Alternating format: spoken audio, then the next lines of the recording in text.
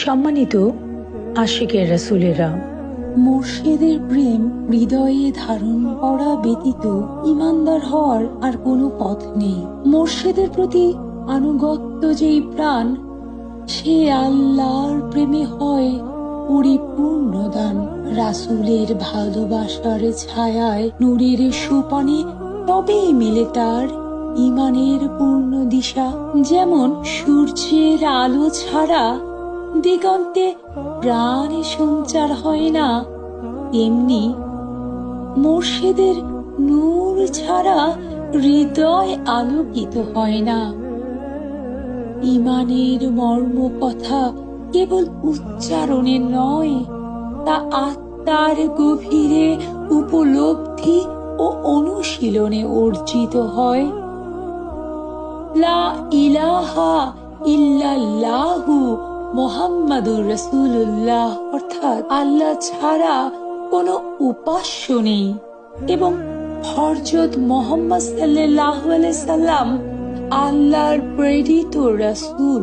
যেমন এই কালেমার শুধু লা ইলাহা ইল্লাল্লাহু এই অংশটুকু পড়ে, একটি অংশ বিশ্বাস করে মুহাম্মাদুর রাসূলুল্লাহ অংশটুকু বাদ দেওয়া যাবে না। অর্থাৎ ইমানদার হতে গেলে, মুসলমান হতে গেলে পুরো কালেমাই পড়তে হবে, লা ইলাহা ইল্লাল্লাহু মুহাম্মাদুর রাসূলুল্লাহ।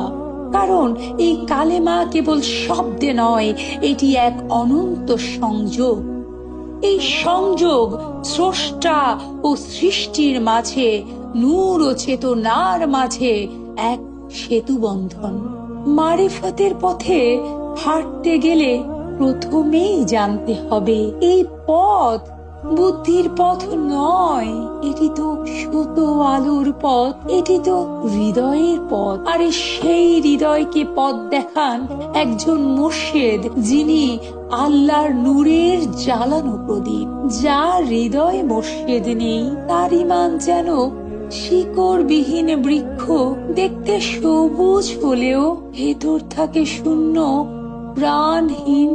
আল্লাহ তাআলা পবিত্র কোরআনে সূরা আন-নিসা আয়াত ৮০-তে বর্ণনা করেন যে রাসূলের আনুগত্য করে সে আসলেই আল্লাহরই আনুগত্য করে। এখানে স্পষ্ট করে দেয়া হয়েছে যে আল্লাহর আনুগত্য রাসূলের আনুগত্য ছাড়া পরিপূর্ণ হয় না। আল্লাহতে পৌঁছানোর রাস্তা সুফিবাদ বা ইলমে তাসাউফ। নবুয়তের যুগে নবীগণের আনুগত্যের মাধ্যমে আল্লাহর আনুগত্য করতে হতো। তারা যেই পথ ধরে, যেই নিয়ম নীতিমালার মাধ্যমে নিজের হৃদয়ে আল্লাহকে উপলব্ধি করেছেন, উদ্ভাবন করেছেন, এবং তিনি তার অনুসৃত মানুষের মাঝে সেই বার্তা ছড়িয়ে দিয়েছেন, সে তো একই ধারা।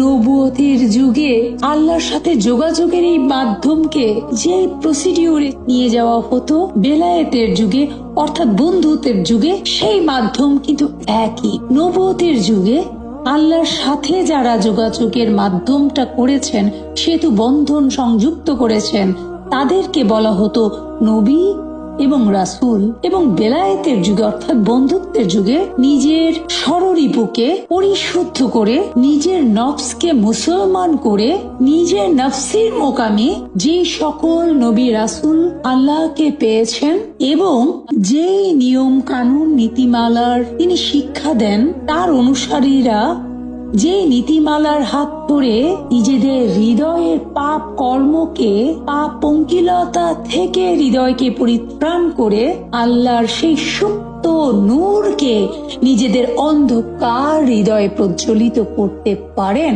সেই নীতিমালা কিন্তু একই। শুধু সময়ের বিবর্তনে নবুয়তের যুগে ওই সমস্ত মহামানবদেরকে বলা হতো নবী এবং রাসূল। বেলায়েতের যুগে আল্লাহর ওই বিধিবিধান যাদের উপরে অর্পিত হয়েছে এবং সেই সকল আলোকিত মহামানবদেরকে বলা হয় ওলি আল্লাহ। মূলত মানব মুক্তির রূপরেখা একই, সময়ের ভিন্নতায় ধর্মকে সতেজ সজীব করতে আল্লাহ এক একজন আলোকিত মহামানবদেরকে পাঠান। রাসূলের সেই নূর আজও প্রবাহিত তার অলিদের সত্য পথের মুর্শিদের মাধ্যমে। তাই যারা মুর্শিদকে অন্তরে স্থান দেয় তারা রাসূলের নূরের ছায়াতলে আসে, আর যারা এই নূরকে অস্বীকার করে তারা তো আল্লাহর রহমত থেকে দূরে সরে যায়। যেমন সূর্যের আলো ছাড়া দিগন্তে প্রাণ সঞ্চার হয় না, তেমনি মুর্শিদের নূর ছাড়া হৃদয় আলোকিত হয় না।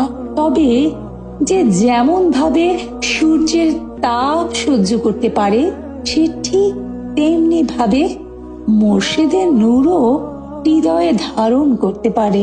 মুর্শিদের নূরকে হৃদয়ে ধারণ করতে গেলে, লালন করতে গেলে একটা শৃঙ্খলবদ্ধ, সুশৃঙ্খল, নিয়ন্ত্রিত জীবন যাপন করতে হয়।